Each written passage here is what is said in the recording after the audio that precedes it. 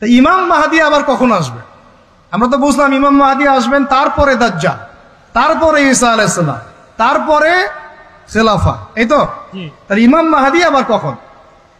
আমাদের বুয়েটের মাহদী বের হয়, পাঞ্জাব থেকে মাহদী বের হয়, হ্যাঁ, বাংলাদেশের ওই কোনায় মাহদী বের হয়, সৌদি আরব থেকে ওই কোনা থেকে মাহদী বের হয়, হয় না? খুব ভালো করে মনে রাখবেন, যতক্ষণ এই বিশ্বে একটা মালহামা না হচ্ছে মাহদী আসছেন না। কথা ক্লিয়ার? এই বিশ্বে যতক্ষণ একটা মালহামা না হচ্ছে মাহদী আসছেন না। তিনি আসবেন ফাতিমা রাদিয়াল্লাহু আনহার বংশ থেকে। কার বংশ? তার আসল নাম মুহাম্মদ। কি নাম? তার নাক উঁচু, নাক একদম উঁচু খাড়া, কপাল চওড়া, চেহারার গড়নটা আমাদের নবী সাল্লাল্লাহু আলাইহি ওয়াসাল্লামের। তার বাবার নাম হবে আব্দুল্লাহ, তার মায়ের নাম হবে আমিনা। তিনি দায়িত্ব নিতে চাইবেন না, তিনি দায়িত্ব নিতে চাইবেন না। তিনি দায়িত্ব না নেওয়ার জন্য মদিনা থেকে পালিয়ে মক্কায় চলে আসবেন, ভয়ে আমাকে দায়িত্ব দিও না, এই ভয়ে। ও তিনি আরবি ভাষায় কথা বলবেন, বাংলা ভাষায় না। এখনকার মাহাদিরা পাঞ্জাবি ভাষায়, বাংলা ভাষায় কথা বলে, ঠিক আছে?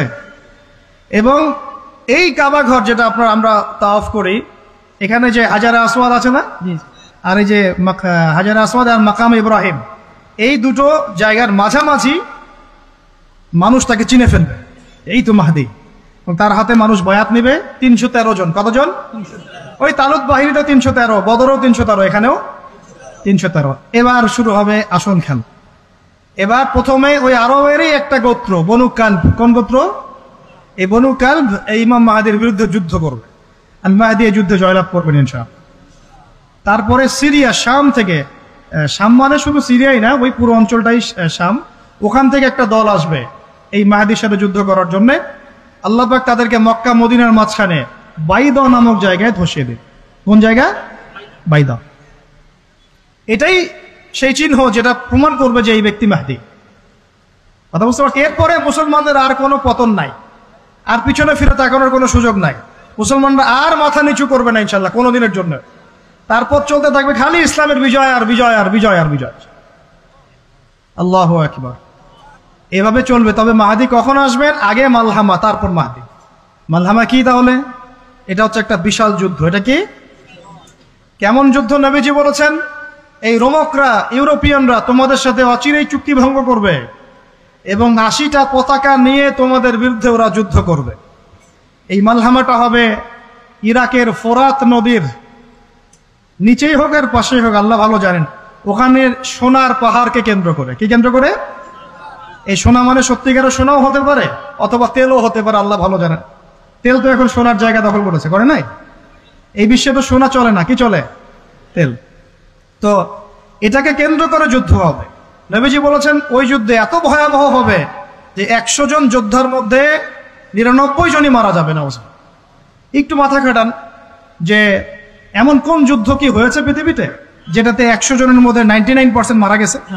তার মানে এটা হয়নি এখনো। আর একটা যুদ্ধে এত পার্সেন্ট মানুষ কিভাবে মরতে পারে? যদি সেটা ঢাল তলোয়ারের যুদ্ধ হলে কি মরতে পারে? নিশ্চয়ই এমন কোন অস্ত্র সেখানে প্রয়োগ করা হবে যাতে একাধারে অনেক মানুষ তাড়াতাড়ি মারা। এটা এই অস্ত্র এখনকার যুগের কি অস্ত্র? নিউক্লিয়ার ওয়েপন্স হতে পারে যদি এই যুগে সেটা হয়। আর যদি আল্লাহ পাক এটাকে আবার পূর্বের অবস্থায় নিয়ে যান, সেটাও হতে পারে, আল্লাহ ভালো জানেন।